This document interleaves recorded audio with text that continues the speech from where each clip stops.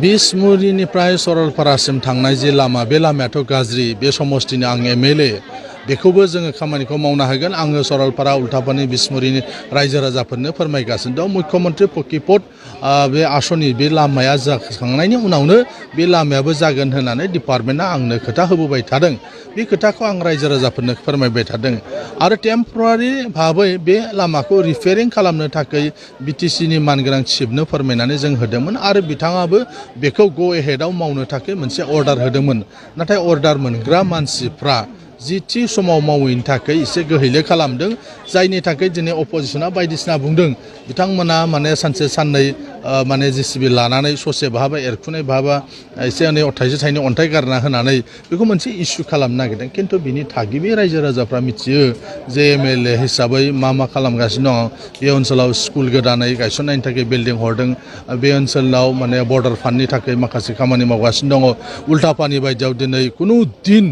माने कारेन्टनि थाखाय सार्भे जाफेराखैमोन दिनै आं डिपार्टमेन्टनि मानसिफोरखौ लांनानै सार्भे खालामहोदों बिसमुरिनिफ्राय उल्थापानिसिम लांनांगौ हाग्रायाव फरेस्ट डिपार्टमेन्टआ एलाउ खालामा नाथाय चिरां जिल्लानि रुनिकाटानिफ्राय माने हाग्रा सिंजोंबो कारेन्ट दंफैयो फ्राय उल्थापानि मोननो थाखाय 2-2.5 किल'मिटारल'सो नांसिगौ अब्लानो बाहाय कारेन्ट फैगोन दा बेफोर जायगायाव आङो डिपार्टमेन्टनि मानसिफोरखौ नायनानै बै चिरांनि रुनिकाटानिफ्राय जे बिसिनि जायगायाव जे कारेन्ट लाबोबाय हाग्रासिमहालागै बिनिफ्राय जोंनि उल्थापानियाव लाबोनो थाखाय सार्भे बायदिसिना खालामगासिनो दं दा उल्थापानि सरलपारानि थागिबि रायजो राजाफ्रा मिथियो जे MLA हिसाबै आं मा खालामगासिनो दङ सरकारि BTC सरकारा मा खालामगासिनो दङ दिनै उल्थापानियाव टावार गैया बिनि थाखाय DCखौ बुंनानै DCआ लिरदों बायदिसिना आङो खालामगासिनो दङ उल्थापानियाव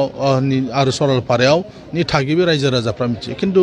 बिरोधि पार्टी हिसाबै BPFआ बायदिसिना इस्यु दिखांनो नागिरदों नाथाय बिथांमोना माने जिहेतु गोबाव बोसोर 15 बोसोर सायख'जानाय सरकार हिसाबै दङमोन 2 बोसोर इन्टारिम काउन्सिल सालायनो मोन्दों बिथांमोननि दैदेनगिरिया टटेल 17 years भाई मा खालामनो दों खालामाखै बैबार बायदिया मानसिफोरा पलिटिकेल पार्टी खालामग्रा बिथांमोननि प्राइमारि बिथांमोननि हयथ'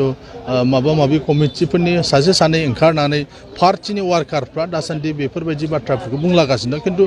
आसोल रायजो राजाफोर बिसोरनि थागिबि मानसिफ्रा मिथिगौ जे मा खालामखो आरो मा खालामनो थांगासिनो